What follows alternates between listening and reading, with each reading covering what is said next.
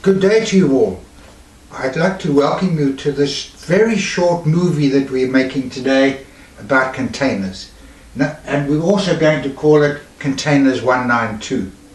Now, we all know what a container is, but just to quickly sum up, it's a big box that we use to consolidate lots of small parcels or pack it full and transport it across the world.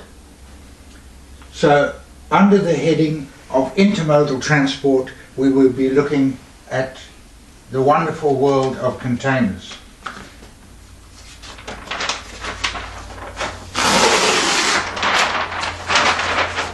Right, containers today, there's 15 million containers around the world at the moment, which are carrying 55% of international trade. We know that 90% of international trade goes by sea.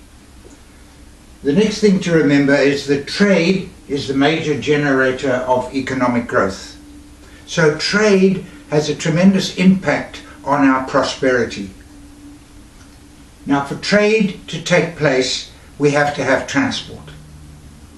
The price that we pay for goods in the supermarket today that's imported, 40% of the costs of that product is transport cost. The other 60% is production cost.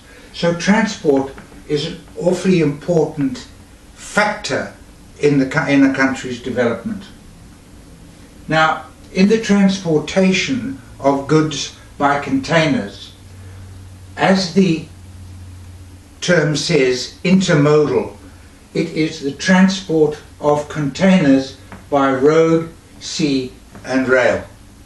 And as we know, 90% of international trade goes by sea. It is the most economical means of transport.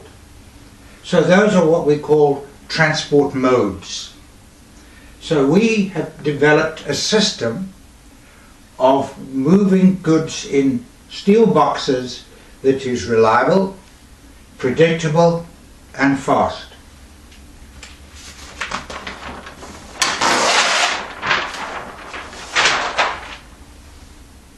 With the reputation that we've gained for reliability, predictability and speed of delivery, we have to make absolutely sure that the service that we are providing is a name-day service.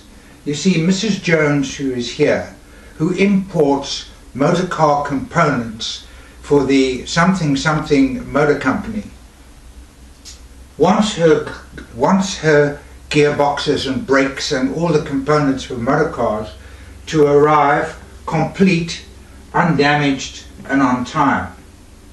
If she's getting what she wants, when she wants it, in good condition, to meet production schedules, she will be a very happy lady and will be able to reduce stock levels. In fact, most motor companies at the moment are working with only 7 days stock in their warehouse. The rest is on the water and they know exactly where it is. If the system lets her down and she doesn't get her gearboxes when she needs them, I wouldn't like to be the person who's going to try and sell somebody a car and say, sorry, there's no gearbox, it's somewhere in a container between Japan and here. So, we've talked about transport modes. Transport modes, that is rail, sea and road. Now the important thing that we've got to look at is the transfer nodes. Just note the only letter that's different is the M and the N. Transfer nodes. Where we have road, sea and rail transport, we have to transfer between one mode of transport and the other at a transfer node. And a transfer node, the most important one, is the sea terminal. Because when the sea terminal and the ship come together, we have costs involved in the region of $60,000 a day. So that's the most important transfer node. The next one is the inland terminal, which transfers between road and rail. So that's not so complex. Now the intermodal system works that we use big container ships between one hub port and the other. That's the export hub terminal, that's the import hub terminal. And a large container ship carries the containers from one port to another. This hub port is fed by containers coming in by road, rail, a feeder service, and a barge. It could be a barge service as well. The feeder service is smaller container ships coming from secondary ports where these big ships cannot get into, and there isn't a number of containers to warrant a big container ship going in there.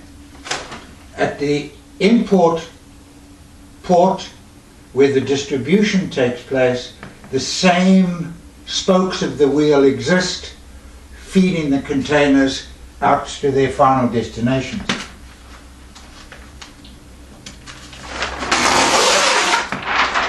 Now, just let's have a look at how the original concept of containerization has changed over the last 10 years. First of all, it's become recognized as a vehicle without wheels. That means if it's a vehicle, it's got to be licensed and built to the same class and strength as the ships that carry them. In other words, that container becomes a part of the ship structure. There are now over 5,000 different types of containers. Remember, there's 5 million of them out there. So let's have a look at the change. The original change was a 20-foot container, and that is 6 meters long. We have made it slightly higher and slightly longer, and now we have 2 TEUs, 2 20-foot containers, and we now have 40-foot containers. We've now increased the height to 9'6" to increase the amount of cubic. Containers are built to the standards laid down by the International Standards Organization, and their strength and construction is governed by the Container Safety Convention. These standards are maintained by a classification society. So, this intermodal system with purpose-built containers that are standardized and where handling is mechanized have become an integral part of our trading system. Thank you.